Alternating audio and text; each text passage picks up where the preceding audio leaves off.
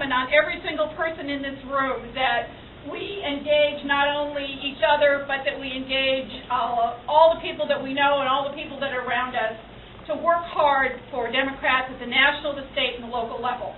And I know that we have a great cadre of guests still coming, and so I'm not going to sort of talk much about the issue that they're going to talk about. Several of us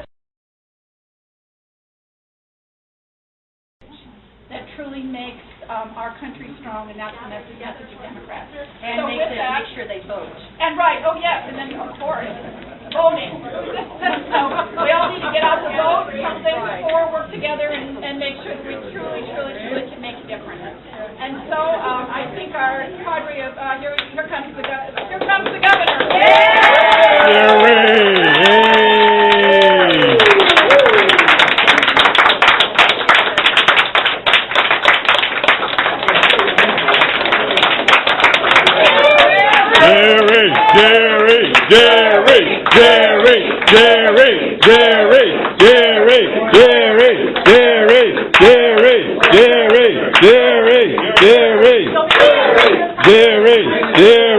Jerry.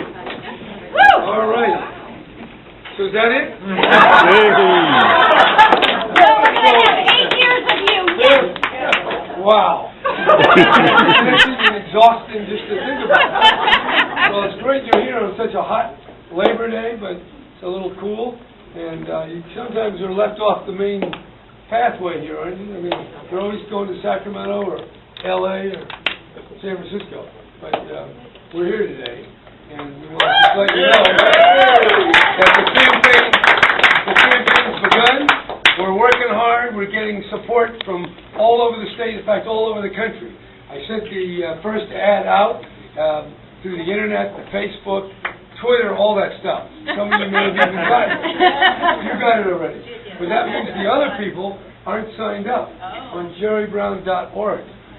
So how many people have not signed up for jerrybrown.org? We go there before you go to sleep tonight.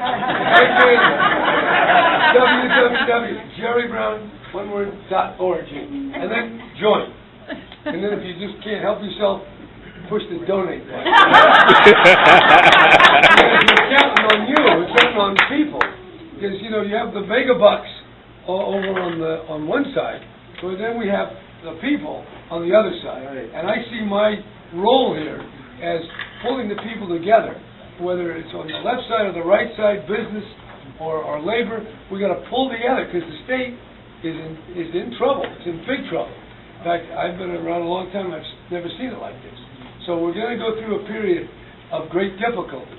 But the point is, you can be confident that California will come out of it. We've come out of it before. Every time we had a recession, high unemployment, and yet California comes back because it's just the inherent strength on the Pacific Coast, the green jobs, the high tech, the computers, the agriculture, the medical advances, all that, the tourism, all that builds this tremendous economic exchange, which creates well-being.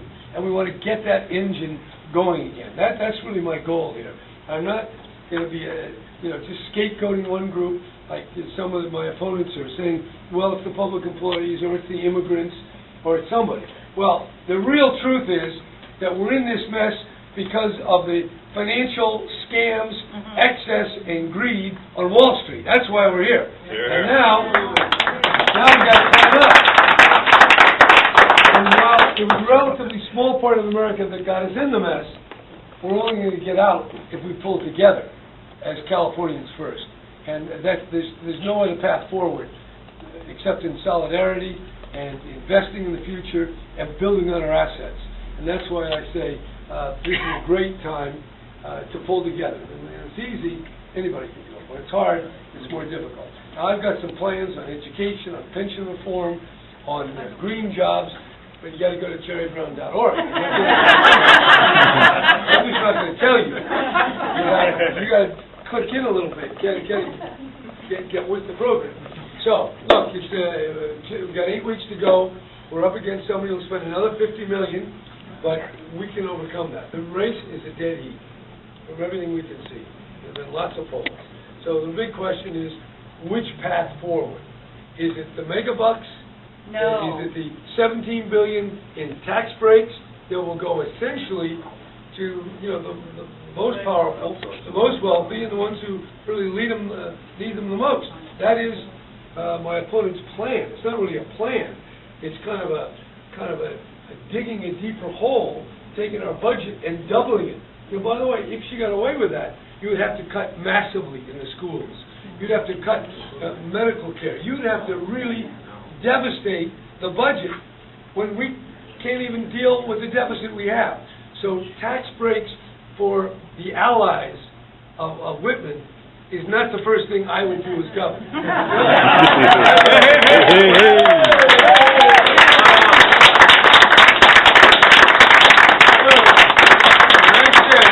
I got a plan called 2020, 20,000 megawatts of renewable energy by 2020.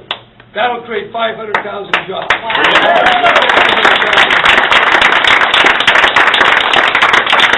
And we're going to fix up these levees. You know, we get an earthquake or something, those levees collapse, so people are going to be drinking salt instead of pure water.